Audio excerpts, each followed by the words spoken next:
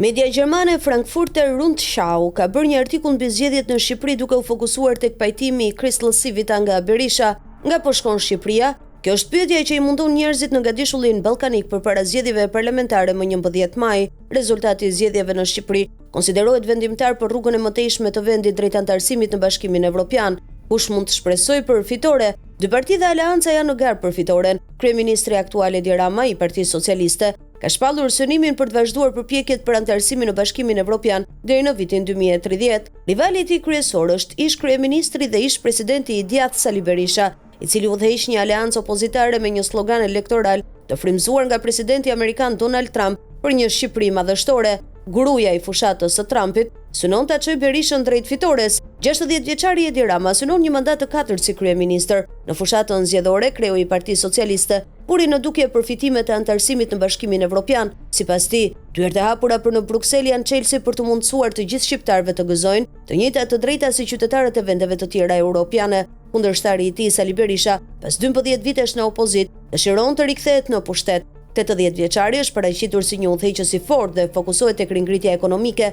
Megjithatë, Berisha është në shënjestër të drejtësisë shqiptare për akuza korrupsioni. Për shkak të dyshimeve se ka lidhje me krimin e organizuar, atij është ndaluar hyrja në SBA dhe në Mbretërinë e Bashkuar që nga viti 2021.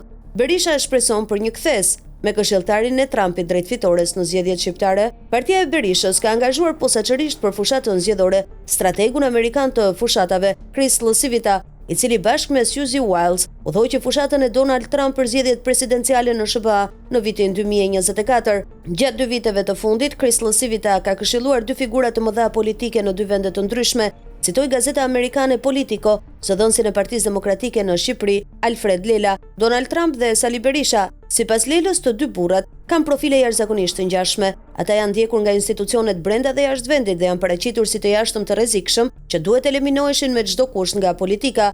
Civita ka një objektiv të qartë. Me një demokraci të lullzuar dhe një misi të vërtet me Amerikën, mund ta bëjmë sërish Shqipërinë madhështore dhe ai në një aktivitet në fillim të kësaj fushate. Këshilltari i Trumpit e quan kryeministrin kukull të Sorosit përpara zgjedhjeve në Shqipëri. Të njëjtin ton mbajti edhe gjatë një konference për shtyp në shkurt. Ne duam të ndihmojmë në zgjedhjen e një kryeministri që është një mik i vërtet i Shteteve të Bashkuara dhe që do të bashkëpunojë me sukses me presidentin Trump dhe SBA-t, tha Civita në atë kohë në Tiranë. Ai e quajti Ramën kukull të George Sorosit dhe shtoi, nuk mund të jesh njëkohësisht kukull e George Sorosit dhe mik i Shteteve të Bashkuara. Sipas Politico, në ekipin këshillues të Civita për Berishën përfshihet edhe Paul Manafort, i njohur si drejtuesi fushatës së Trump në vitin 2016. Manafort është dënuar 2 herë për evazion fiskal, mashtrim dhe konspiracion. Në total ai u dënua me 7.5 vite burg. Trump e fali atë në dhjetor të vitit 2020. Sondazhet për zgjedhjet në Shqipëri tregojnë socialistët në epërsi. Këshilltari i Trump shpreson për një kthes.